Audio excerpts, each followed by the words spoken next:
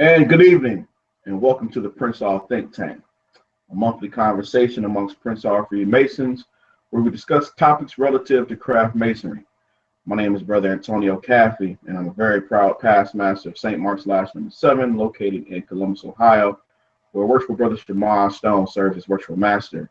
Our lodge was founded in 1852 and granted a charter by the Most Worshipful Prince Hall Grand Lodge of Ohio, where currently the Honorable Kelvin J. Davis serves as the Most Worshipful Grand Master. Before I let the other brothers introduce themselves, I'd like to state that the views and opinions that are expressed by us tonight in no way reflect the views and opinions of the Grand Lodges that we hold membership in or the lodges that we hold membership in. Also, if you have any questions, please feel free to post them on our Facebook page or by using the chat option on YouTube. Speaking of YouTube, while you're there, please go ahead and subscribe to our YouTube channel so that you can stay up to date with the Prince Hall Think Tank. Also, with your questions, if we have time, obviously at the end of our show, like we always do, we'll try to answer some of those questions. Tonight, unfortunately, Brother Black could not be with us this evening. Please keep him in your thoughts and prayers. At this time, I'll let our esteemed panelists introduce themselves. Brother Collins or Brother Morgan. I'll defer to Ken. Oh, hey guys, Ken Collins with the Prince Hall Think Tank. I'm a proud member of the Most Worshipful Prince Hall Grand Lodge of Alabama. I'm a member of Tuxedo Lodge number 431 out of Fairfield, Alabama, now under the watchful care of Worshipful Master, the Honorable Walter Green, and our Grand Master is Corey D. Hawkins. Glad to be with you guys again here today and looking forward to this conversation because it's long overdue and some rights need to be wrong in terms of incorrect information. Brother Morgan. Good evening, everybody. This is Past Master James Morgan III coming to you from the jurisdiction of the Most Worshipful Prince Hall Grand Lodge of District of Columbia, where I hold membership and have the honor and pleasure of serving as the Worshipful Associate Grand Historian and Archivist. I am also a past master of Corinthian Lodge number 18, where Leroy G. McDonald II is our Worshipful Master. And I'm always thrilled to be here on the Prince Hall Think Tank, and I hope to have another productive conversation with everybody. Thank you, brothers. And Brother Gillarm will be joining us shortly. He's getting set up as we speak. So, so tonight's topic, 3/5 Brotherhood, Race, and American Masonry. While many customs of the craft were formed outside of the continental United States, one thing that's peculiar to Freemasonry in America is its history with the issue of race. With American Masonry having grown side by side with the United States, the issue of race has plagued the craft the same way that it's plagued this country for many years. Tonight, we want to have a historical conversation about race and American Freemasonry. We want to attempt to put this topic into historical context. Our hope is that we can begin, I repeat, begin to have an open and honest conversation regarding this topic. Obviously, we won't be able to cover everything around the topic of race and Freemasonry this evening, but again, we want to just start the topic or start the conversation, so that then you can take this topic and have a conversation within your lodges and within your own communities. I've often asked myself, why is it that within a fraternal organization that teaches the brotherhood of man under the fatherhood of God, as well as many other lessons that speak to the equality of man, that we struggle with this topic? Our panelists tonight will provide you with various views and different points of view and a historical backdrop regarding this issue with the craft. So without further ado, I'll turn it over to Brother Collins. All right, everybody. We're going to go ahead and get started. One of the overarching figures that we end up seeing in terms of race and Freemasonry that people love to throw in on both sides' face is a gentleman by the name of Albert Pike. Albert Pike is one of the most recognizable names in terms of Freemasonry that there is, and particularly with his role as Sovereign Grand Commander of the Southern jurisdiction. There are tons of myths, misconceptions about Pike, but there's a real conversation that we need to have involving Pike, because what we end up seeing, there is a lot of information, or we should say misinformation out there involving Pike specifically. A lot of people love to extol information on Pike that he was a Confederate. Yes, we know he was a Confederate. They love to say that he was a racist. That I cannot say in particular. What I can say is he was bigoted, and I'm going specifically off of information that I've read. However, what I did see and what we did find is that his views changed from early on into where we are right now. What I'm going to do, I'm just going to hop into this, and then that way we can take a look at Pike in particular. So, can you still see me, guys? Let me know. Yes, we can see it. Okay, you can see it. Okay. The topic of what I'm going to talk about real fast, and I'm going to get through it as quickly as possible.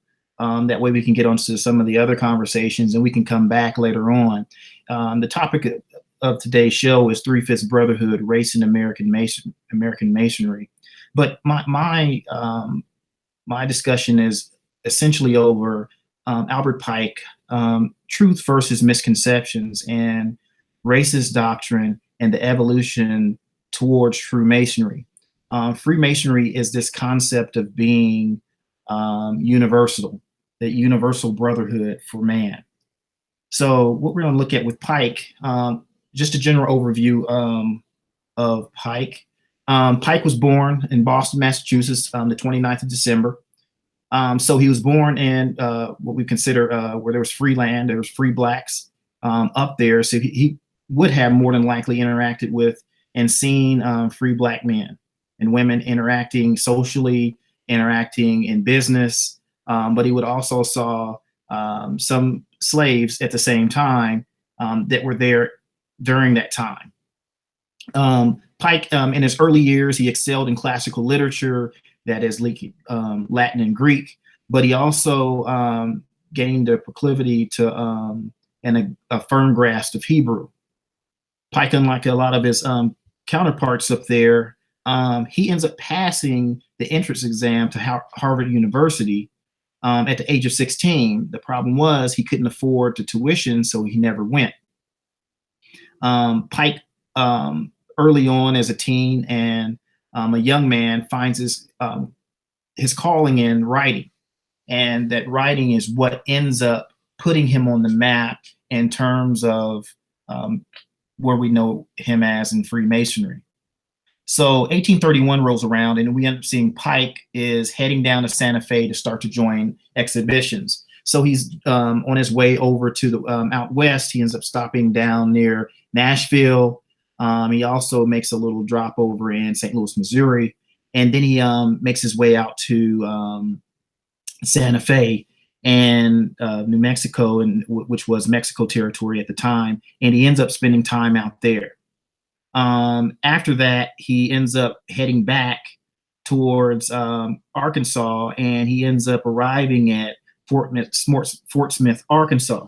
Now that expedition back towards Arkansas, Pike's horse ends up breaking its leg, and he ends up walking a long way to get to Fort Smith, Arkansas. And when he was there, he wound up teaching some of the primary schools there and teaching school there in Fort Smith. 1833 rolls around, and he starts to gain a reputation with his political writings, dealing with the Whigs. He's writing a newspaper, and he doesn't hold back in terms of what he's writing. He's extremely curt with his writing, and he gains a small following. And later on in 1834, he ends up becoming the clerk of the legislature there in Arkansas. But what we also see, 1836, between 1836 and 1837, he ends up passing the bar exam, and he becomes the first reporter for the Arkansas Supreme Court. Later on, 1845, we end up seeing him when the Mexican War was starting. He ends up raising the Little Rock Guards for Arkansas's cavalry regiment, and upon joining, he ends up getting up to the rank of captain. He ends up receiving that commission as captain. Now, between that time, we end up seeing Pike also participating in some of the early conventions dealing with whether to secede from the Union. And Pike has a pamphlet that goes out, State or Province, Bond or Free, in which he discusses the aspects of what should the South do in terms of leaving the Union, or do they go ahead and secede from the Union? And Pike's overall message was, if they were going to do anything to make the South subservient, that's the only way that they should have left. And that's just a real conversation that he had in his pamphlet, to also be coupled with some of the speeches that he also made later. So around 1861, Pike's appointed the envoy. Hold on one second. I'm sorry. Envoy to the Native American tribes. During his years in the legal profession, Pike also did some legal work for some of the tribes before the U.S. Supreme Court. So that made him a prime candidate for the Confederacy to end up working with the Native American tribes. In 1861, he gets commissioned as a brigadier general over his Native American regiment. The following year, Pike wins a key battle at Pea Ridge, where there was a lot of support behind it, because he was leading a Native American regiment that he got a lot of praise over, but he would end up losing Pea Ridge after they launched a counterattack where basically his troops scattered, and there was a big hoopla about that. Now, this is in March. So in May of 1862, Pike is instructed to send his troops to Arkansas, and he resigns his commission. So Pike also has this reputation for writing letters about if he has an issue with his superiors to their superiors. So what he's doing, he's breaking chain of command. And he's also just casting dispersions over his leaders, as though he has some type of senior concept of how things should go in terms of leadership. Now, Pike also did this in terms of the Whig Party and some of the politics in Arkansas as well. But what we also see is Pike is facing charges that are launched against him for his troops scalping people on the battlefield. But he's also charged with the mishandling of funds while he was in command as well. He's later arrested, and they go after him. He ends up fleeing to the hills of Arkansas, but then he's arrested, and he's taken down to Texas, where I believe it's November 7th. But the funny thing is, when they try to bring the trial against him, they can't take it to trial because they don't have enough facts to be able to hold those for those charges to stick. And then lo and behold, on November 11th, the resignation that he put in originally back in May is accepted, and he's allowed to return back home to Arkansas. Now, through the 1840s and 50s, that's when his fraternal interactions began. He joins the lodge, he joins the Grand Lodge. He ends up becoming a Scottish Rite Mason, also a York Rite Mason. He serves through numerous seats in Masonry, and then he ends up ultimately becoming the Sovereign Grand Commander of the Supreme Council of Charleston, which we consider the Southern jurisdiction. Now we're going to get into the myth versus the truth. This is one of the quotes that people love to throw around on Albert Pike. And I'm going to read it to you, and I'm going to show you why this is such a it's a misconception that's being passed by people that give you this particular quote. It states, "I took my obligations to white men, not to Negroes. When I had to accept Negroes as brothers or leave Masonry, I shall leave it." Now, this particular quote comes from a response letter that Pike sends out because there's a lot of questions involving the relationship between the white Grand Lodges and some of the Prince Hall Grand Lodges at the time. I believe it was Ohio, if I'm not mistaken, Brother Caffey. And this is actually in 1875 or 76. But the problem that I have with this quote is that people are not putting the entire quote up there. And I'm going to come back to that particular slide, but I'm going to let you take a look at this. This is Albert Pike, some 12 years later, in 1887. This is Sovereign Grand Commander Albert Pike's correspondence to illustrious John G. Jones, 33rd degree Grand Chancellor of the United Supreme Council, Southern Jurisdiction, the Prince Hall Supreme Council. Now, I want you to just to remember something.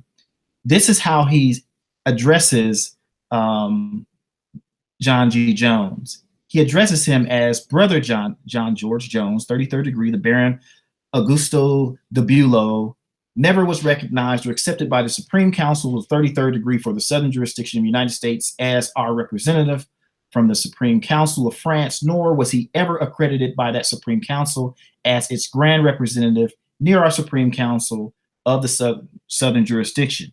Neither have we ever been informed by the Supreme Council of France or otherwise known or have any reason to believe that Baron Augusto Hugo de Bulow ever had any authority or commission of any kind from the Supreme Council of France. The Baron de Bulow has never been known to us in the United States as a member of the Scottish Rite. The Supreme Council of France could not lawfully give her authority to anyone to act as an Inspector General in the United States. Very respectfully yours, Albert Pike, 33rd degree. Now, people like to say that Albert Pike never had a relationship with black men and that he hated black people, that he didn't interact with them at all. But here, he does not mince words, especially in correspondence. He's very tactful in how he addresses his letters, his correspondence, and his writings. But this is something else I want you to see, because one of the big misconstrued notions, because people had not seen actual documentation about the relationship between Albert Pike and also the relationship between Thornton Jackson. Thornton Jackson is the Sovereign Grand Commander of the Southern jurisdiction for Prince Hall Masons. Now, a lot of writings and research that had been shown previously, they never discussed Pike's relationship with Jackson. What we had saw in some of the research is that Pike gave Jackson gave him copies of the early ritual, and that they interacted in correspondence, that Jackson was actually Pike's barber, all of which is true. But for the quote that people like to show previously about not interacting with black men or considering brothers, he'll leave Freemasonry. He'll leave Masonry altogether. Hey, Brother Collins. Yes.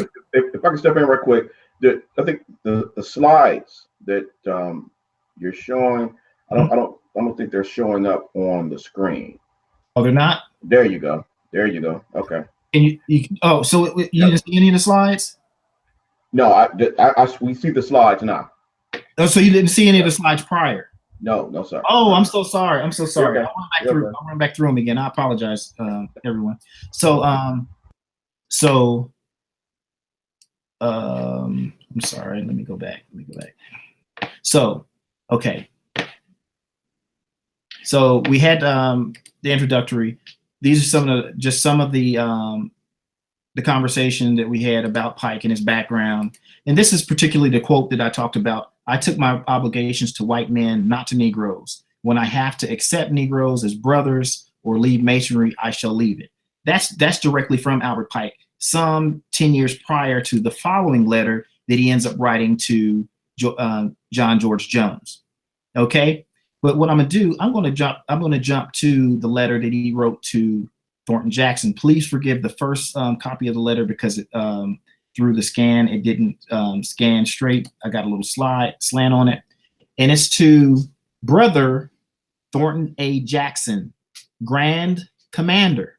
So he's giving, just to be clear here, he's calling Thornton Jackson Brother Thornton Jackson, but he's also giving him the title Grand Commander, his equal titles. He's seeing him as an equal.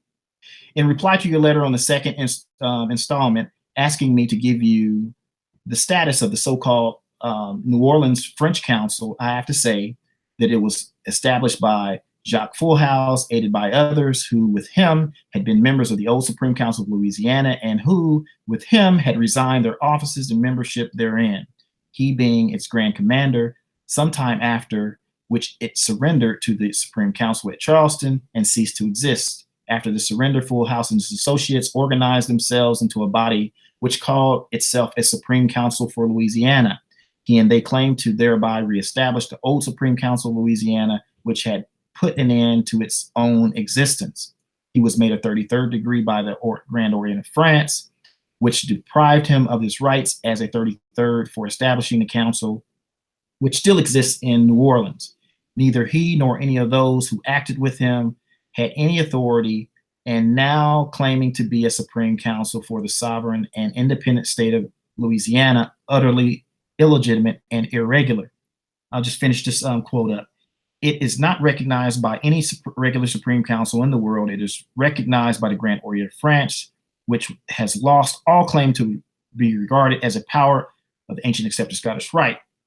And its members are disowned as Masons of the Grand Lodge of Louisiana because it creates blue lodges which pretend to make Masons and are governed by it.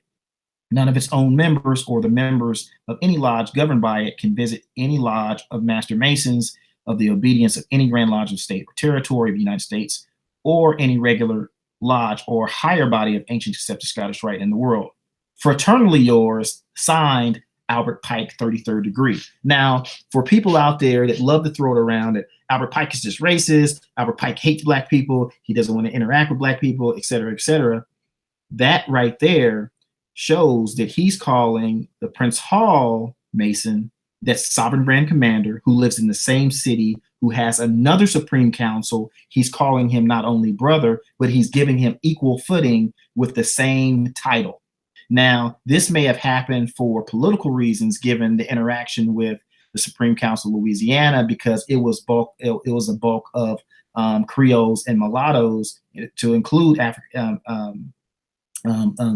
men of color down there, where it would have been better for Pike to recognize our Supreme Council in the Southern jurisdiction here in DC versus recognizing the other down there. Where I'm not getting into that conversation because that's a whole nother show within itself. However, we do see that. But the main piece that we're talking about in terms of Pike, about I took my obligations to white men, is there's a disservice that takes place here where the people that talk about this particular issue, they don't excuse me, they don't give you the entire quote. And it's something that really irritates my nerves, because if they gave you the entire quote, in particular with what we're talking about, it's a totally different conversation in terms of what actually was said versus what was going on. And I'm going to pull that quote up. Just bear with me one moment. I'm just going to jump to a section of it.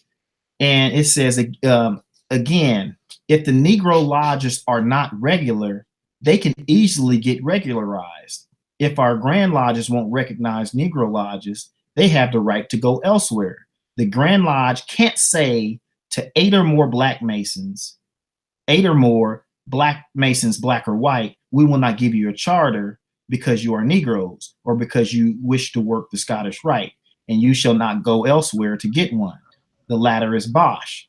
Hamburg recognizes the Grand Lodges, yes, and so the German Grand Lodge Confederation is going to do, and so will the Grand Orient of France before long. Of course, if necrophilia continues to be the religion established by law of your states, there will be before long somewhere a beginning of recognition of Negro laws. Then the Royal Arch and Templar body of Negroes must be taken in, and Masonry go down to their level. Will your plan work? I think not. I think there is no middle ground between rigid exclusion of Negroes or recognition and affiliation with the whole mass. If they are not Masons, how protect them as such or at all? If they are Masons, how deny them affiliations or have two supreme powers in one jurisdiction? I am not inclined to meddle in the matter. I took my obligations to white men, not Negroes. When I have to accept Negroes as brothers or leave, I shall leave it.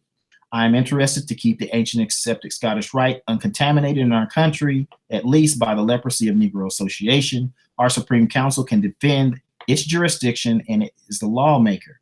Therefore, there cannot be a lawful body of the Scottish Rite in our jurisdiction unless it is created by us. I am not sure, but what with immensity of numbers, what purpose worth laboring for?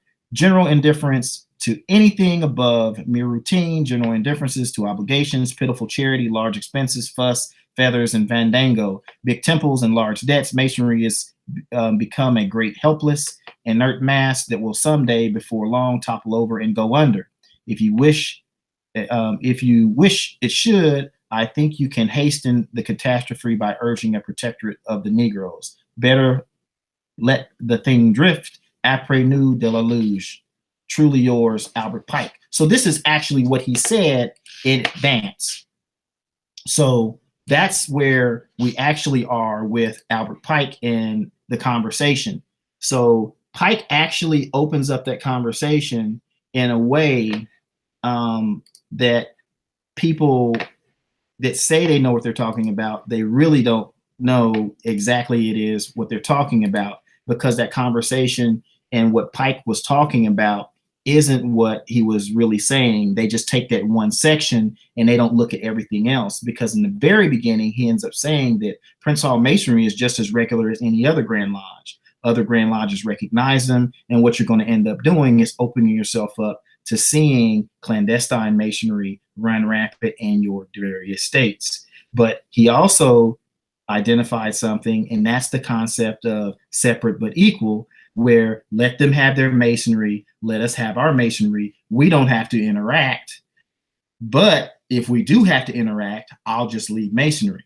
But again, some 10 years later, 10 to 15 years later, we end up seeing his interaction with Thornton Jackson, seeing Thornton Jackson as his equal, and not only as his equal, but as his counterpart.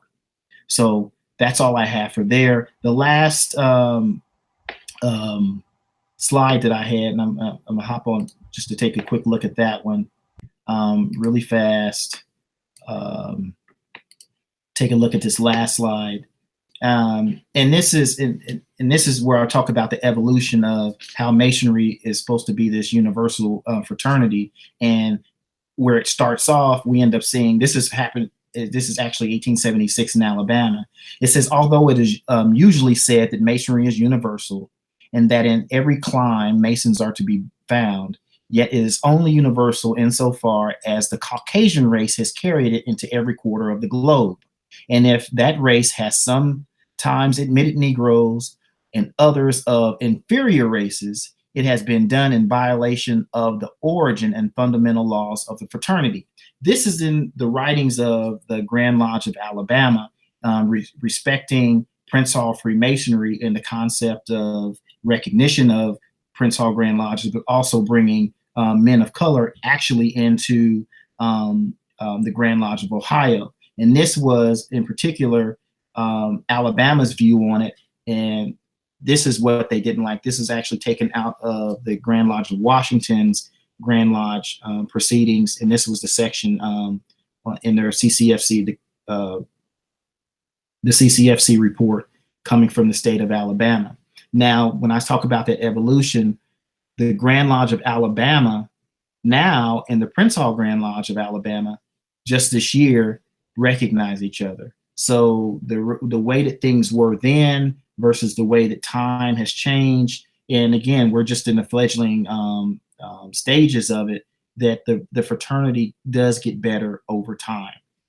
But that's all I have today, and we can talk about if people have questions later. Hey, Ken, a couple questions or comments. I don't want to pick your brain and also the other panelists' brain on that. And I'm glad you had said that, I guess, from the time that quote that Pike originally said what he said to when he met Thornton Jackson and you know, that whole thing, 10 years had elapsed between that, correct? Mm-hmm. Okay. What do you, I guess, via your research, your opinion, you know, other brothers' opinion, what do you think transpired during that time period to I guess allow himself to, because even with what you read, it's like he was all over the map, you know, and I think you explained it great as far as, you know, the separate but equal. I think this is where we first see that again, long before the United States, you know, within Freemasonry. But what do you think transpired during those 10 years for him to say, you know what, I'm going to do this? Well, like I said, it's two things that occurred. One thing that's happening is it's the big fight between the Supreme Council of Louisiana and the Supreme Council of Charleston. So that big fight that's going on down there, Supreme Council of Charleston, and this is just my opinion, kind of shook the Supreme Council of Louisiana kind of shook the Supreme Council of Charleston because they turned it over, and some of the men that they had previously made were men of color. They were Creoles, they were mulattoes, quadroons, and James, hop in here if you want to add anything to that conversation. But these men were mixed men of mixed race, but at the same time, they had their own Supreme Council that was conferring not only the Scottish Rite degrees, but also the ancient craft degrees on the Scottish Rite side. So they were conferring the first degree all the way through the 33rd degree. So the Grand Lodge is in competition, not only the Grand Lodge, but also Supreme Council is in competition with this entity of men of color. Now, flip to the other argument, or the other way that you can look at it, you also have Pike being in Louisiana, but then Pike also being with Supreme Council of Charleston, but then coming to Washington, D.C. And when he's in Washington, D.C., this is the center for a lot of the major Black Masonic institutions. You got Jonathan Davis and those guys here. You got Richard Howard Gleaves, you know, the whole nine here in Washington, D.C. And you also have Thornton Jackson, who is the Sovereign Grand Commander. And Thornton Jackson is corresponding with him, trying to get more information on how do I get this thing right. But some of the conversations that people have and some of the theories, Thornton Jackson is serving as his barber. One theory was that the building, they looked at some of the addresses, and Pike's office was above Thornton Jackson's in the basement apartment. So that was the relationship to kind of develop it. With most interactions with, even today, with people that are quote unquote racist or bigots, when they end up interacting with that person of the other race, their total mindset changes of that race. But that's just my opinion and theory. Okay. Yeah, he was a very interesting character. I mean, he was complex. Some people say he was crazy. Just how his mind worked and the information that he could process and everything. So I think that actually fits his his personality to have those views, and also then to turn around and do them in within the same, I guess, letter or the same what he was saying, to be all over the map with what he was saying and how he thought. Yeah, yeah. One thing that sticks out to me about the whole story, because Thornton Jackson was actually a member of my jurisdiction here in DC, is that a lot of folks who don't live in the DC area, I think, don't understand how unique, at least in my opinion, how unique Freemasonry is here in the Washington DC area. A lot of folks don't know that if you're into the Masonic world in this area, it's actually really today is a really kind of small, tight knit community. And of course, we know it wasn't always necessarily that way. But my point is that all these people lived and worked in a very, very close proximity to each other, because DC is only but so big. Even today, quiet as kept, the Most Worshipful Prince Hall Grand Lodge of the District of Columbia is walking distance to the Supreme Council House of the Temple, which everybody, people see that building on, the documentaries on Discovery Channel, all that type of stuff all the time. And prior to the move, the PHA United Supreme Council building was on 14th Street. So you have the Prince Hall Grand Lodge on 10th and U. Then you go to 14th, you had the Prince Hall Supreme Council. Then you go to 16th, and you had the Supreme Council, which Pike was a member of, and where he's actually buried now. So I mean, think about that. You had two Supreme Council buildings literally like 2 blocks over from each other. You know what I mean? That's something a lot of folks outside of the DC area really don't know. And so the idea of Pike and Thornton Jackson, having this barber customer relationship or what have you, to me really makes sense when you really think about it in that way. Not just, oh, one's black, one's white. Well, yeah, they were black and white, but they also lived near each other and had common interests. And as often happens, that can create for interesting bedfellows sometimes. Last thing I'll say is I think the Supreme Council, not to get off into the tangent, but the Supreme Council of Louisiana is definitely a very, very interesting topic to me, for the plain and simple fact that even before Ken had shown me that document, I always theorized that was something that may have played a role in Pike and Thornton Jackson having a conversation or what have you, because the very idea that there was this other Masonic body in Louisiana that was accepting black men and eventually became almost entirely run by men of African descent, I'm sure that had to be something that would have interested Pike and Thornton Jackson, because we know that Albert Pike, I mean, if you do the research on it, Albert Pike actually really was trying to choke the life out of that body at one point in time. And he was very familiar with it, as you could tell from the quote that Ken used. So it's a very interesting history. And again, we see how race and masonry play a role in American history. Yeah, definitely. It's interesting. I'm sorry, go ahead, brother. Sorry, if I can, let me do something real fast. I just want to be able to show this to you guys. That way it won't be people just thinking it was me that said it. This is Pike's. Can you see that? You might want to blow it up a little bit. Oh yeah, we'll do this. This is Pike's response. The actual beginning. I didn't read this part. The actual beginning of that that conversation that he had. My dear friend and brother, I can see plainly as you that the Negro question is going to make trouble. There are plenty of regular Negro Masons and Negro lodges in South America and the West Indies, and our folks only stave off the question by saying that Negro Masons here are clandestine.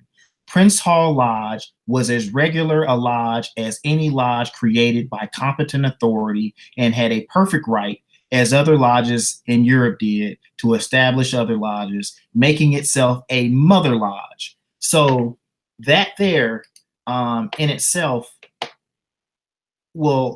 should lead people to understand where Pike was coming with that conversation, because he's laid it out, and he ends up talking about the Lodge of Three Globes. He ends up talking about it, and The other misnomer that people talk about that a Prince Hall Mason is saying, there is no evidence that Albert Pike had anything to do with the formation of the Ku Klux Klan. Done.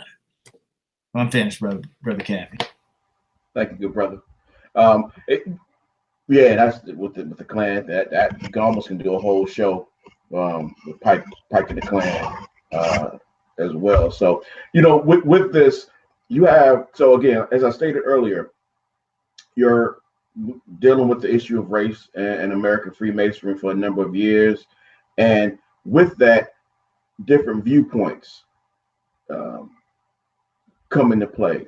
As we bring new brothers into, or new generations into the craft, new generations have different viewpoints about the topic of race and American Freemasonry. So we're going to allow our good brother James Morgan to present a viewpoint on the millennial view of race in America. And if you really want to get on Brother Morgan's good side, use that term millennial. He loves it. Go ahead, Brother Morgan. Yeah. Apparently, I am a millennial. I really hate the term. So you try it if you want to, but I'm gonna be a millennial today because that's the term everyone seems to associate with folks in my age bracket. I don't have a slideshow or anything like that, but I just wanted to share some thoughts with everybody on it and some observations that I've made in my time being a Mason. Actually, it's funny. I looked at the calendar, and yesterday marked eight whole years since the day I got my first degree in Freemasonry. So that's kind of like odd to me that like soon I'll have like a 10-year pin or something, like, that's crazy. But in any case, again, I'm 28 years old, and I've had a very exciting, Masonic experience thus far, and I'm looking forward to continuing doing that. And so I grew up born in 1989. I grew up post Dr. King, post the disco era, and all that good stuff. And so schools being integrated, not an amazing concept for me. Although my parents, my mother's actually older than my dad. My parents, they did, see school integration and whatnot. I am the great grandson of educators in Alabama who taught in segregated schools and were there when school integration came about. My great grandfather, who's still living and who's a member of this fraternity, actually was a principal during school integration and whatnot. All right. And while I've learned all of that history, it's not something that I myself have lived. And so what has occurred now, what I'm seeing is that now that men in my age bracket are joining lodges and whatnot, and we're fellowshipping and whatnot, there's two sides to the discussion that really, to me, have not addressed each other as much as maybe we should be, which is this history that we're talking today about race and Freemasonry. I am of the opinion that and it's not really just my opinion. This is actually my father actually kind of instilled in me when I was a child, which was that when you're born, like I was born in a hospital, actually in a predominantly white community, even though my family didn't live in that particular town. I was born around a bunch of other children, different races. A lot of them were white.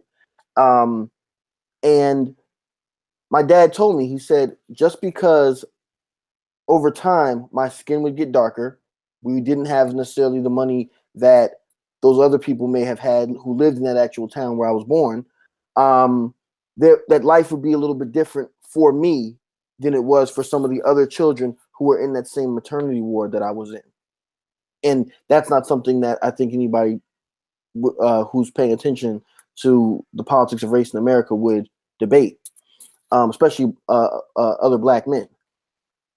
There's a historical legacy as well as some historical baggage with race in America that is attached to children who are born in this country, particularly children of African and Latino descent, that other children may not be born with. Although they still inherit it, they don't necessarily have to hold the baggage, so to speak, with that. And I think that spreads not just in terms of our interaction with law enforcement or employment or home loans or any of that other stuff where discrimination is known to take place, but it also affects our social organizations and in Masonry, our religious organizations, with our churches and other places of worship.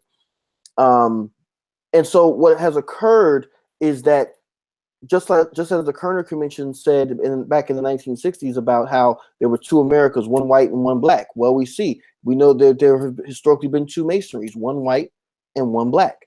And so what occurs is that now myself, as a 28-year-old man of African descent who has inherited this rich legacy that is known as Prince Hall affiliated Freemasonry, and as I myself, like many of you all, have decided to join a lodge and all this type of stuff, you inherit a great legacy of people who came before you. About I guess a year or two ago, I on our episode on the AME Church, I highlighted an ancestor of mine who was a Prince Hall Mason. That's all well and good, right?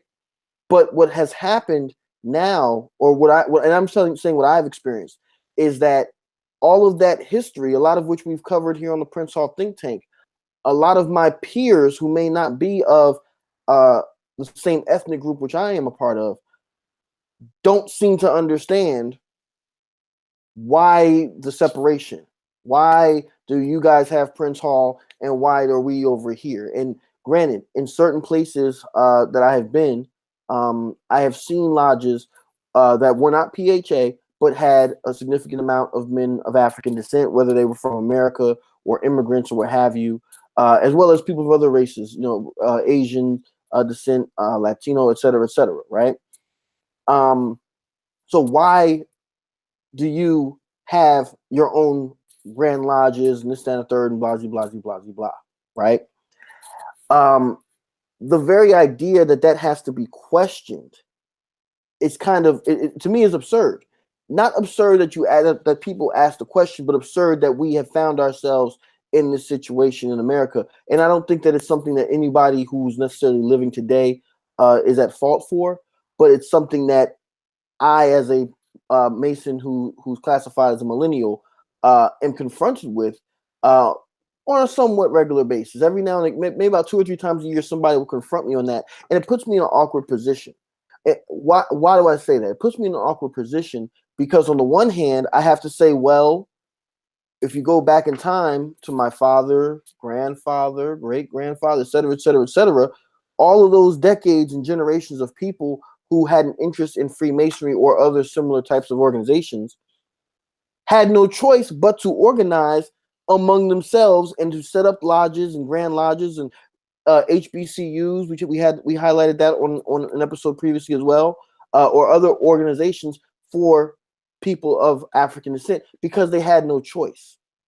And so now what has happened is, in my lifetime, all of that has gotten flipped to, it got flipped from you had to organize it for yourself to why do you have something on your own? And it really creates an absurd situation for me to have to answer because I'm a person, even though I'm 28 and people often think I'm younger than I actually am. I was born to parents who, as children, grew up in segregation. And had it not been for a flick of my own personal family history, my mother would have and should have been born in deep South Alabama, but she happened to be born in Brooklyn, New York, hence how I got to New Jersey. Okay. And so what has happened now that we are seeing social media is starting to bridge those gaps between the two different groups.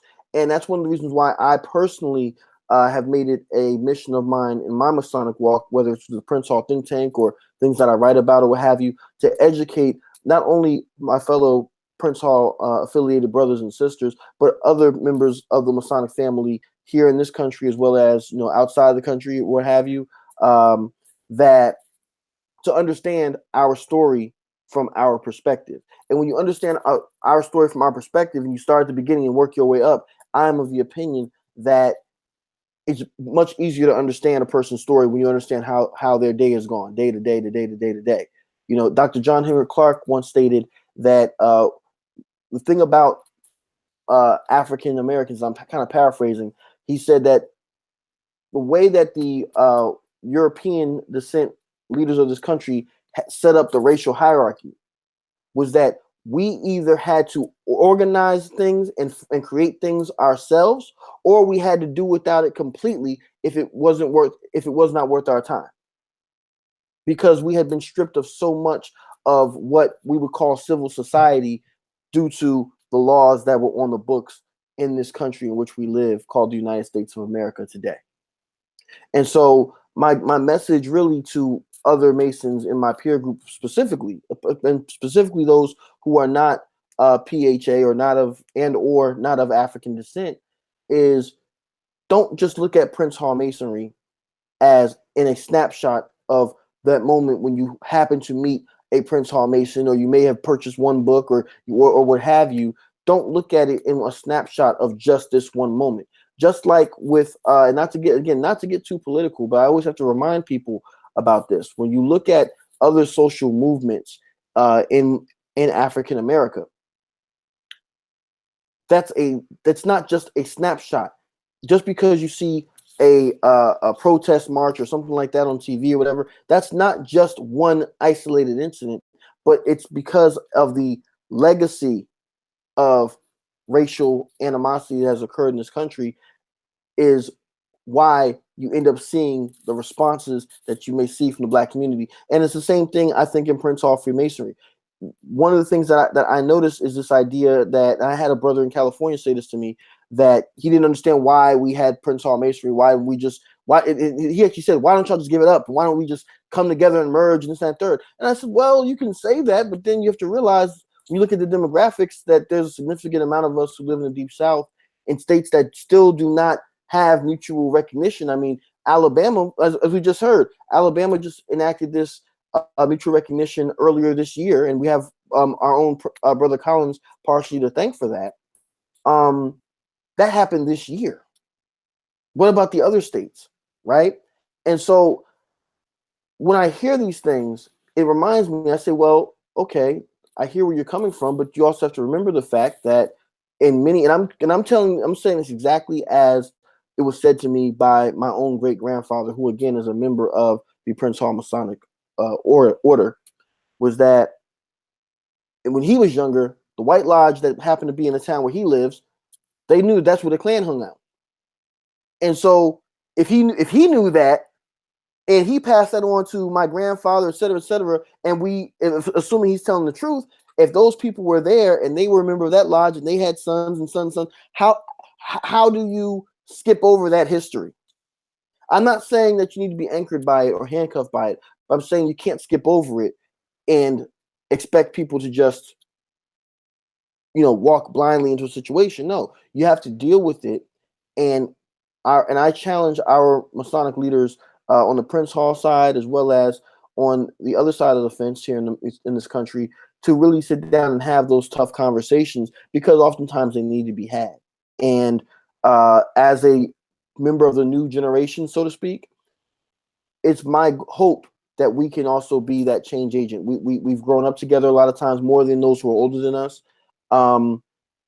But we have to be able to have those kind of hard conversations if we really want to make the Masonic order a better thing for our sons and grandsons going forward. So that's basically my thoughts, the thoughts of a Prince Hall Millennial Mason, and I'll turn it back over to Brother Caffey. Thank you, Brother Morgan. So again, I think it's an interesting point that there are different viewpoints regarding this topic based on just a number of things.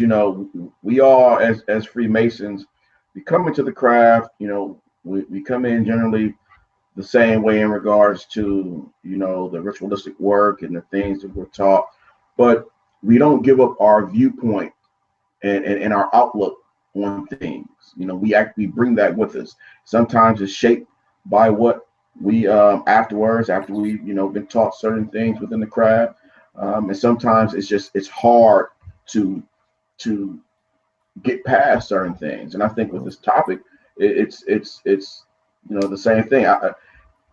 It chats in different conversations I've had over the years. It's taught me one thing, especially when we discuss recognition in regards to, the Grand Lodges of State and the Prince Hall Grand Lodges, and particularly in the South. And I'd always said that while I may have an opinion on that, I always defer to my brothers from those Grand Lodges, because while my mother and my father were born in Lowndes County, Alabama, born and raised, they moved to Cleveland and they had me. And my viewpoint is shaped by the environment that they brought me up in. While, it's certain realities I may be able to research, read about, and to some extent understand, but to live it, I always, offered my opinion, but defer to those brothers. And I think when you have different brothers coming in and they're of a different generation and they're a different mindset, they're going to look at this a certain way. I remember when I first came into the craft, 94, and Ohio was going through our, mutual recognition conversation with the Grand Lodge of Ohio. And I had a brother stand up in my lodge, and he stood up, and said, well, he just didn't understand, it was an older brother, didn't understand why we're going through this with the Grand Lodge of Ohio. And there's a lodge right down the street from us of Black men that we can't recognize them, and we can't go to their lodge meetings and they can't come to us. It seemed like we should, be focusing on that before we focus on this. And being new to the craft and, knowledgeable a little bit, because I just came in, I didn't understand that I didn't understand that, but I understood, I think, where he was coming from. And years later, when I started, educating myself more about, the whole issue of clandestine masonry and different lodges or what have you, I understood that he didn't understand a lot of that, but I understood his concept. And more than that, I understood that his opinion was based on his reality. Right. And something, and I hear that argument quite a bit as well from older brothers about the racial aspect.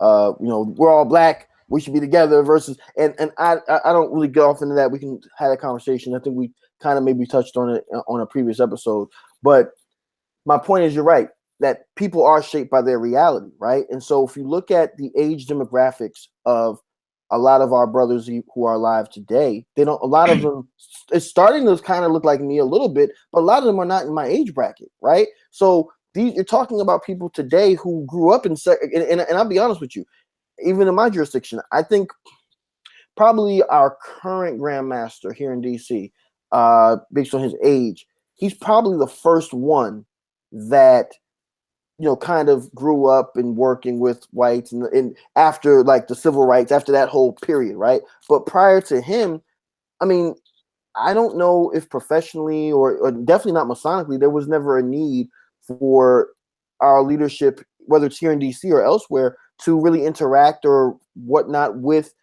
brothers of the other persuasion, right? And so it's not that way for them. So why do you need to do this? Why? And whereas with me, I when I came into my lodge in 2010, I'm looking at it from the perspective of, okay, I grew up with somebody, let's say, and they may not be a member of Prince Hall Grand Lodge, they may be a member of the Grand Lodge of DC or wherever. I mean, so I can hang out with this person elsewhere. We grew up together. I mean, heck, I might even date his sister or vice versa, right? But we can't go to a lodge meeting together, like, and that's where you start seeing that generational clash starting more and more. And I think it will get better over time as the new generation kind of replaces the old generation in leadership.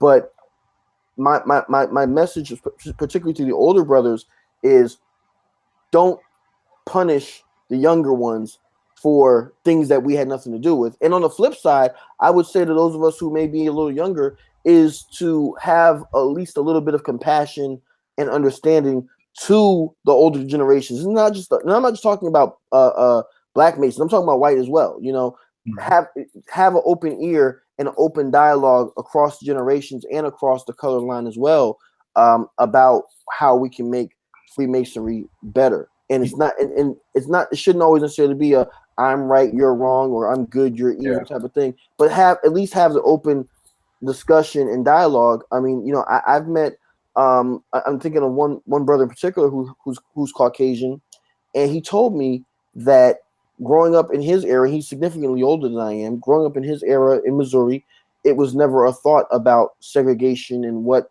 happened and why it was that way, until he actually had to, as a teacher, as an educator, was confronted with it with his first black student, and then he realized, like, wait, I never taught any black kids before. You know, so it's not. Does that make him a racist? I don't know. I can't say that. But what I can say is he had a learning experience, and that in that moment, he was man enough to tell me that to my face. Not within the past 2 weeks, he told me that. So, you know, just to jump in at the very end of that, something in terms of our interaction in Alabama that I don't think we really paid attention to, well, other people on the outside didn't pay attention to, is that the entire time that we actually had our discussions, we took the gloves off. And I say we took the gloves off. We're like, look, let's get rid of the niceties. Just be honest. And then what we end up having is the conversation of, look, we got some bigots and, you know, some bigots in some of our lodges that we don't want you to meet. And you know what? We got some bigots in our lodges we don't want y'all to meet, you know, and it's just that honest conversation that you can have as Masons on the level. But at the same time, throughout this entire process, when we talk about people knowing people in lodges that where the Klan met, you know the lodge in Sylacauga, that's actually where they met. That's where they met. That's where they had their meetings. But we had to be cognizant of our senior members who live down in the Selma area, our senior members that live down in Dallas County, our senior members that, you know, were in Birmingham, where these bombings were happening, where kids were getting strung up. You know, these are people that lived the process, but you can't necessarily get through it without actually, we had to respect them to make sure that, you know, sometimes those guys, when they see a square and compass that's not our lodge, they see the guys that were pulling up with Confederate flag signs and their hoods, and they're about to go out and go burn a cross. So what we see is our lodge with some of our older members who went through that stuff. You know, like we say, when you walk in another person's shoes, we had to respect that, and vice versa. But anyway, you can go ahead. Right. All right. So, you know, again, and I think we had talked about it earlier, and Brother Collins had pointed out, you know, with Pike, you know, there were a lot of things that weren't taking place. It's not like, even though, you know, it was separate grand lodges, separate lodges, doing their own things, there were interactions that were taking place between Prince Hall Grand Lodges and Grand Lodges of State, both on a individual level, sometime in rare instances on, you know, their stories on lodge levels. The conversations took place. So Brother Gillarm is going to talk about that tonight, in regards to, you know, times where we have worked together, even if mutual recognition wasn't official yet. Brother Gillarm. All right, thank you, Brother Caffey, and just want to apologize to everybody for my tardiness tonight. I am extremely wore out. Just drove my daughter back to college up here in Florence, Alabama, and that's a couple of miles away from Phoenix City, where I live. But my presentation will be uploaded in the next 24 to 48 hours, so I apologize for that as well. When I started thinking about what I was going to talk about tonight, I realized that out of all the panelists, I'm the only one whose membership is in a state that still doesn't have mutual recognition. And I started thinking about stuff that happened to some of our previous members, such as our Grand Associate Patron in 1930, Brother S.S. Mincy, who was lynched. We had incidents in 1922 where our members were being killed. The Klan that came into a lodge shot the chaplain during a meeting. The Grand Master, H.R. Butler, tried to go to the governor of Georgia and ask for help, but there was no help given. So when I started looking at the other aspect throughout our history, even though we still didn't have recognition, some of our members were interacting with members of what we consider state grand lodges. One of the first people was, one of the first brothers was a brother named Horace King. Brother Horace King was a former slave who was owned by a guy named John Godwin. I haven't been able to determine exactly what lodge John Godwin was a member of, but we do know that when John Godwin arrived in Columbus, circa 1828, 1830, somewhere around that time frame, he did attend the meeting at Columbia Lodge number 7. So we do know that he is a Mason, and when he died, Brother Horace King, even though he was his former slave, he considered Godwin his brother and business partner. He paid for John Godwin's funeral and erected a monument over his grave that still stands today that has a square and compass on it. Another incident of 2 men that this is a theory I'm currently working on is a guy named William S. Rockwell. William S. Rockwell served as Grand Master for the Grand Lodge of Georgia. He was also served in the Georgia 1st Infantry Regiment, which is the Confederate Army. Well, also in that unit was a colored drummer by the name of Alexander Harris. Alexander Harris later became Grand Master, what we now know as the Prince Hall Grand Lodge of Georgia. So part of Georgia history is that a member of the Grand Lodge of Georgia helped us to form our first lodge, Eureka Lodge, in 1866. And I've always been wondering, how would a member of the Grand Lodge of Georgia know that we were one person short to forming our first lodge? The only connection I've seen so far on both sides is William S. Rockwell and Alexander Harris. So it's quite possible that maybe these two had a conversation, and that led to Miller Max joining Eureka Lodge number 1. Before I show the picture, there was another incident in the 60s where X.L. Neal states in his address that he had met with some members of the Grand Lodge of Grand Lodge of New York, and the Worshipful Master of St. Andrew's Lodge in Massachusetts to start discussing recognition. Now you think about this is the 60s, height of segregation, and you have a black man in the South meeting with quote unquote white Masons in the North to discuss recognition. This was kind of unheard of during this time that I see. Then we also have past Master Irvin H. McDuffie. Long before we had the Butler, we had Irvin H. McDuffie, who served as Franklin Delano Roosevelt's personal valet. We already know that Franklin Delano Roosevelt was a Mason, and Irvin H. McDuffie was a member of H.R. Butler Lodge number 23 in Atlanta. So these two were very connected. They interacted with each other on a regular basis. It is also more than likely that Dobbs, who was heavily involved in the NAACP, was instrumental or used Irvin H. McDuffie to get other stuff done. But there was a time where Walter White was trying to meet with the president, and he used Irvin H. McDuffie. That meeting was probably facilitated by John Wesley Dobbs.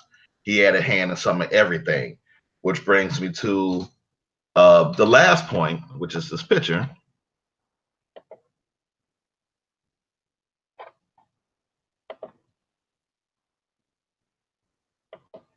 All right, can everybody see this picture? Yes, yeah, it looks good. All right. I posted this in a group earlier, but in this picture, the man behind the podium is the former governor, former mayor of Atlanta, William Hartsfield. And you see, as you're looking at the picture to the right, is past Grandmaster John Wesley Dobbs. Brother Hartsfield was a member of Gate City Lodge number 2 in Atlanta. Gate City Lodge number 2 is the lodge that initiated or raised Victor Marshall, that caused all the controversy about them raising a black man. So it looks like Gate City has probably always been on the forefront when it came to race relations with, I guess, black men. Because these two, William Hartsfield and John Wesley Dobbs, did work together. Hartsfield wanted to get reelected or stay elected as the mayor of Atlanta, but he needed the black vote. So he reached out to John Wesley Dobbs, who was one of the most influential men in the state of Georgia. So Dobbs promised him that he would get him at least 10,000 votes. But what he had to do was hire black police officers in Atlanta, and he had to put gas lights on Auburn Avenue. Auburn Avenue was key because this was essentially like the Black Wall Street of Atlanta. We had the nickname Sweet Auburn due to the amount of black businesses that was there, and also the Grand Lodge for the Prince Hall Grand Lodge of Georgia was located on Auburn Avenue. Dr. King's birth home was located on Auburn Avenue. Auburn Avenue was the hub of actually Black Atlanta. So it was key that he get some lighting. That way people will feel more safe as they travel down Auburn Avenue. So what Dobbs did was enforce that every person who wanted to become a Mason, a Prince Hall Mason in Georgia, had to become a registered voter. He didn't say you had to vote. He urged voting, but you had to be registered to vote. In turn, he got Hartsfield his votes, and Hartsfield then hired black police officers, and he installed those gas lights. So these two men worked together for their communities, even though the 32 Grand Lodges did not recognize each other and still do not recognize each other to this very day. These two men were working together behind the scenes. And I believe it was Mayor Hartsfield who kind of said it as a joke, that anybody can write John Wesley Dobbs a letter and they don't have to put an address on it, just put his name and it would get to him. I believe he went to England, wrote him a letter, only put John Wesley Dobbs' name on it, no address, and Dobbs got it. So now fast forward, the airport in Atlanta is called the Hartsfield-Jackson International Airport. The Hartsfield portion is named after William Hartsfield. The Jackson portion is named after Maynard Jackson Jr., who was the grandson of John Wesley Dobbs. So even though these two sides were not recognizing each other, Maynard Jackson, I believe, stated that Dobbs would have him around when he was meeting with his different political alliances. So it's a good chance that a young Jackson could have met William Hartsfield. And now they have one of the largest airports named after two men that belong to Grand Lodges that don't even recognize each other. So that kind of wraps up what I had to say about these two sides working together behind the scenes. As stated earlier, my presentation will be uploaded within the next 24 to 48 hours. And thank you for your time. All right, thank you, good brother. So we're going to go into, we have a few questions from our viewers tonight, and I'm just going to go into those right quick before we close out. One question, and it goes back to Brother Collins' presentation on Pike. States Pike was a lawyer. Is it possible that he could be a manipulator in print and still be racist in other circles. And to also follow up with that, and you can tackle both of them, and I think you covered some of this, was Pike's support of Jackson a ploy to destroy the Supreme Council of Louisiana? The first one, I mean, we know people even in our own walk of life who smile in your face and interact with them, and they're some of the biggest, bigots and racists there are. So I wouldn't say that what we see on paper is different. What I do believe is that there was a shift in, and I'm only going from what we're seeing in the record. There is a shift in how he interact, what he was saying and what he was doing.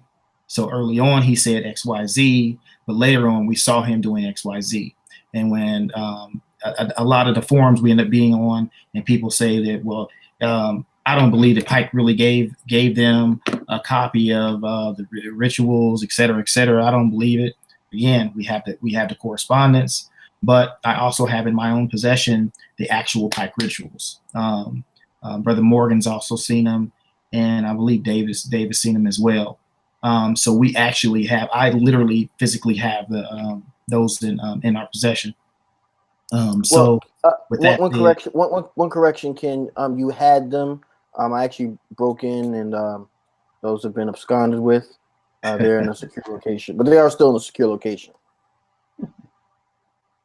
But yes, but I do believe that they were trying to put a squash on the Supreme Council of Louisiana. Supreme Council of Louisiana, again, they have a really, really, I think it's a beautiful history, because they, what they were doing at the time was they were basically following the footsteps of what the French were doing. There was no race lines with the Supreme Council of Louisiana. But okay. Next question. Moving forward, as Grand Lodge states and PHA slowly knock down the walls in the South, is there a good model that exemplifies the correct steps we need to take? I'd like to take that.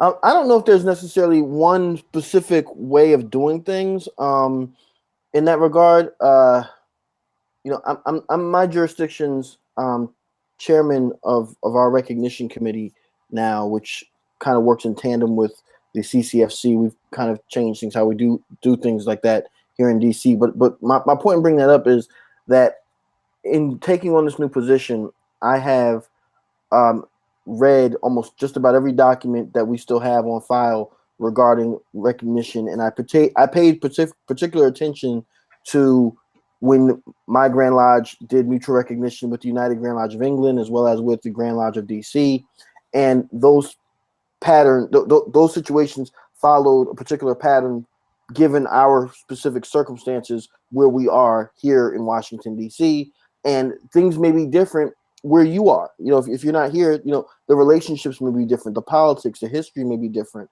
I think as long as the goal regarding recognition and whatnot is common and people have a common vision on where they want to see it go, that's fine. How it starts off, I think kind of is dictated by your circumstances of where you are, who you're dealing with. You have some situations where, people may actually live in the same region of the state. They may have gone to high school together. They may not know each other at all. They may have served in the military together. I mean, you just really don't know.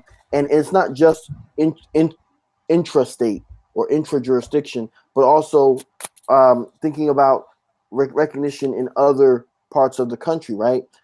There's been situations with us where I myself, and I'll say this because it's a matter of record, I myself had pushed for certain things in years past and said, hey, I think we should have recognition with this Grand Lodge. And somebody said, well, why? And simply put, because I want to go there. I have a friend there or something like that.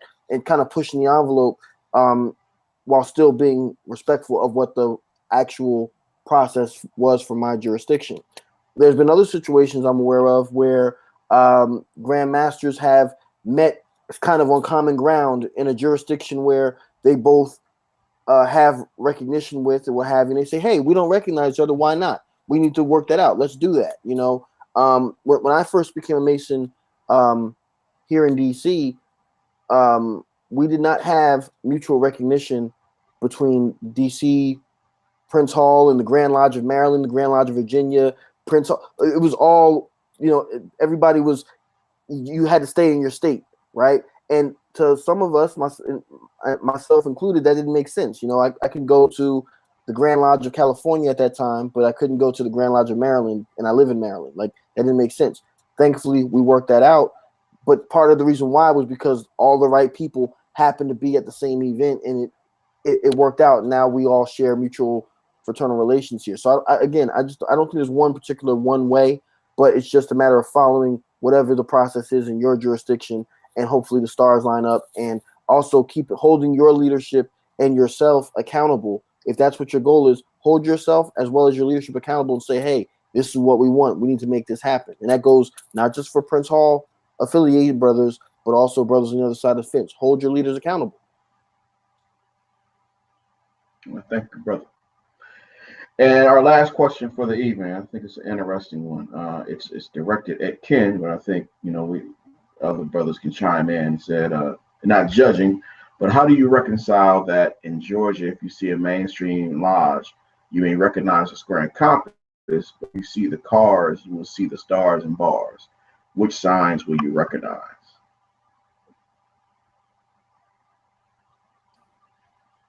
I kind of I don't understand it, but I mean, there's living in Alabama, you're gonna see stars and bars everywhere.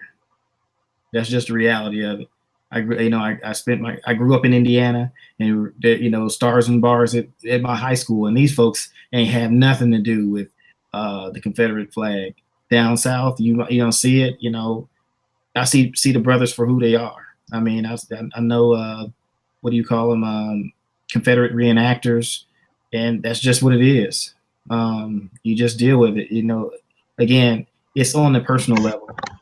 Individual is the individual, and that's just for me. And again, the concept of racism cannot be done at the large level, at the micro level. It has to be done at the macro level on a person-to-person basis. You can't, and this is just me, you're not going to be able to force two people who don't interact together, to make them interact together. It starts with a couple people, and then you bring the other couple people in, and the other couple people in. That's how I feel that it'll happen on in terms of Freemasonry. That's going to be the way that we can set this thing to make it work. You can't do it in large groups. It has to be a small group, and then more people are brought into the group, and then more people. That's just how it has to happen. Since Georgia was mentioned, our history here is kind of different because you ride by these lodges and you see the square and compass, and you also see the stars and bars. But you can go to Alexander Harris, who was the 4th Grand Master of what's now the Prince Hall Grand Lodge of Georgia, and you will see those exact same stars and bars on his grave. You can go to Horace King's grave, who's buried in LaGrange, Georgia.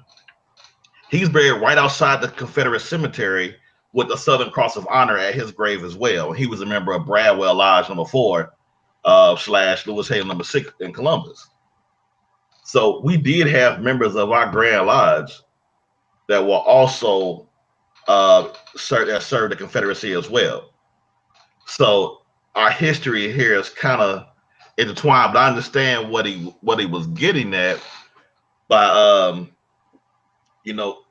I guess talking about in some areas in Georgia, you really don't want to get caught in at night. And you have these same men, as Brother Collins stated on the early episode, that will take off their white sheets and put on their white aprons. That happens. We know that happens here in Georgia. But you got to take it on a case-by-case basis, as Brother Collins stated. Like a couple years ago, I did a program with Brother Paul Wells. That he was a past Grand Eminent Commander from from Georgia. And we was on this program at Columbus State. So once again, we have two men with two different Grand Lodges that don't recognize each other working together. I've never interacted with Victor Marshall. but I believe that brother and some other brothers from the Grand Lodge of Georgia came to the Flaxlands Convention when it was held in Atlanta.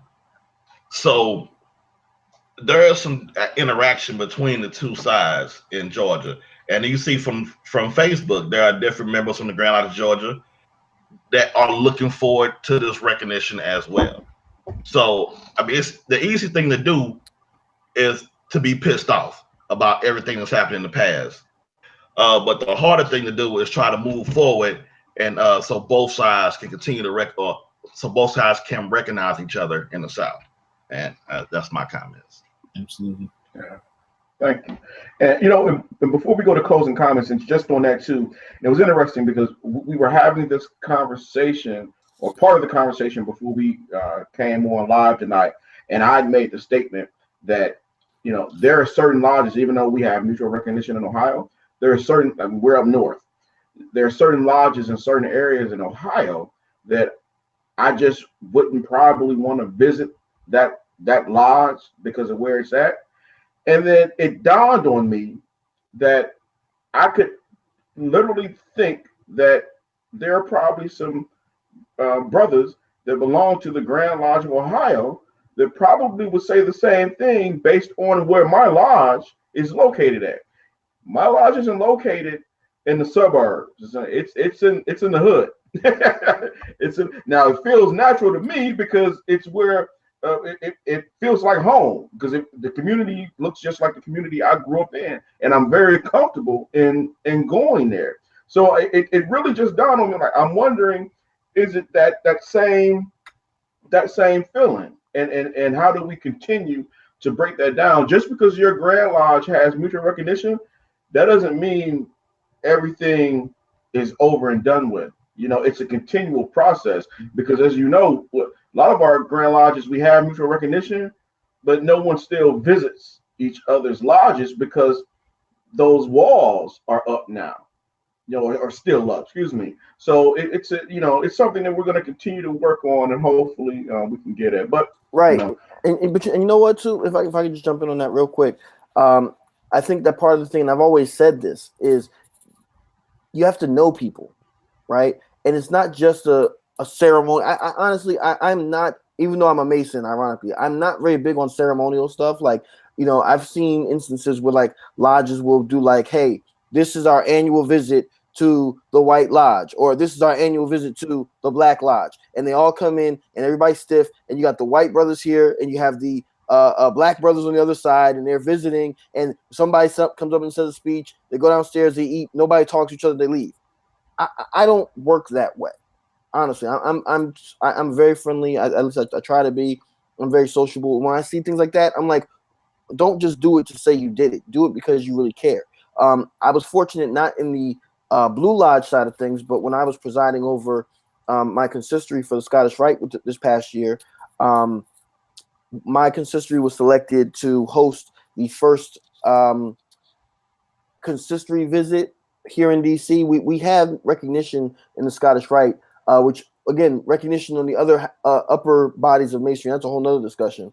But there was the first time that a regular consistory here had a visit from a regular consistory, and ironically, it was named Albert Pike Consistory. They came to visit us at Banyard number 11, and they came and visited. And one thing that I said at dinner, I challenged everybody there. I said, I want everyone here to meet somebody who is from the opposite Grand Lodge, and I challenge you before this year is over that each of you should visit each other's lodges. That was my challenge, and get exchange numbers and get to know each other, and hopefully it's a lodge, and it should be a lodge or something that you have not been to before. That was my challenge to everybody, because that's really where it starts to me, is getting to know each other. Just because your lodge, like you said, is in the hood, that doesn't mean a person coming there is going to get robbed or something bad. And just because it's out in the sticks in the woods somewhere doesn't mean that there's going to be a cross burning or something like that, And so that's really the thing. And I think just getting to know people as people, first of all. And by the way, I want to say I'm thankful because y'all talking about lodges in the hood and Klansmen and stuff. My lodge is on a main street. We have a theater down the street, and nice restaurant. So I just want to, when y'all were talking all bad about these scary lodges, I'm like, I'm thankful my lodges, we got a museum across the street from us. Well, that's you DC brothers though. So, you always have to have it a certain way. And we thank you for your tax dollars. Don't come to Alabama. Your ass might not come back. We thank you for your tax dollars. Yeah. All right. So, brother, so as we wrap up this thought, this is the time of the show where we go into closing thoughts. Again, this is, and I'm going to speak to it, on my part, but this is the beginning.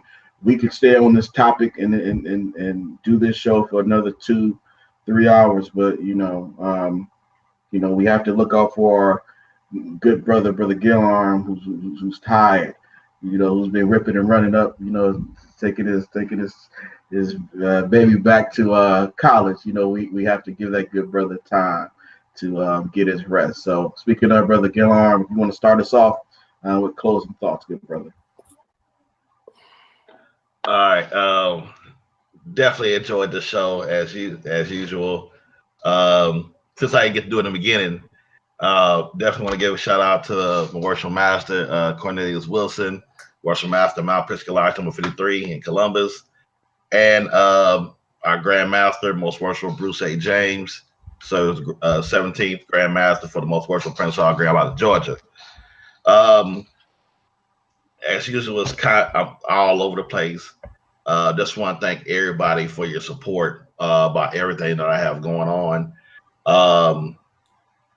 I'm pretty sure it's been stated earlier, but continue to pray for Brother Curtis Black as he goes through his issues.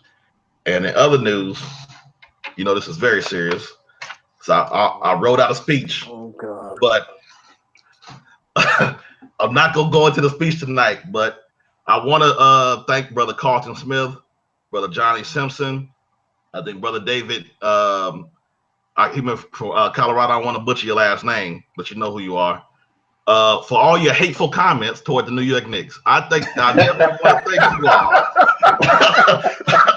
because you keep me going. But everybody continue to pray for Kristaps Porzingis as he continues to get better, and we're gonna do it again. We're gonna start this all over again next year. So y'all get ready for it. And that's all I have for the night. And I guess let me say you in the group. Oh, and I can't forget this brother Bird from out of Germany. I won't forget about your comments either. So I'm gonna send y'all all some Knicks shirts. That's what I'm gonna do for y'all. So yes, I'll be saying you. Thanks, Brother Caffey. Sad thing is, he got comfortable, and I thought he was about to just drop some jewels on us. He's like, "Yeah, I would appreciate y'all." That's good stuff, Brother Morgan. You know what's funny about Brother Gillarm when you talk about the Knicks? He named all them other people, but he ain't say nothing about the fact that I put that video up the other day about how all the Knicks fans can do is hope, pray, and imagine. He said he talking about everybody else. He ain't say nothing. He ain't say nothing to me, and I'm sitting right here. But I'm moving on from that. All right. Thank you all once again for your support. The Prince Hall Think Tank is your show. We thank you so much for your support because we would not be here without you. I just want to say that it's my sincere hope that we can help mend the original sin that our country and the Masonic Fraternity America were kind of born with, and that we can progress forward. Going forward into next month, because we'll be after that. My lodge's 102nd anniversary is coming in March, so I'm very excited about that as well. Because Corinthian 18, we're obviously we're your favorite lodge's favorite lodge. That's who we are, Corinthian 18. So with that being said, I'm going to pass it over to Brother Ken. Well, last month I let you guys get away with it, but Alabama are the NCAA national championships in football. We want to say thank for everybody for watching We may have the stars and bars in Alabama, but we know who runs the roads of Dixie. Thanks for tuning in, everybody. You know what? Alabama got like a lot of shout outs tonight. Y'all, you hear? I'm talking about my mama. Alabama got a lot of shout outs tonight. Shout out to Alabama. Roll Tide. Right. Brother Second motherland, as I call it. Good night, everybody.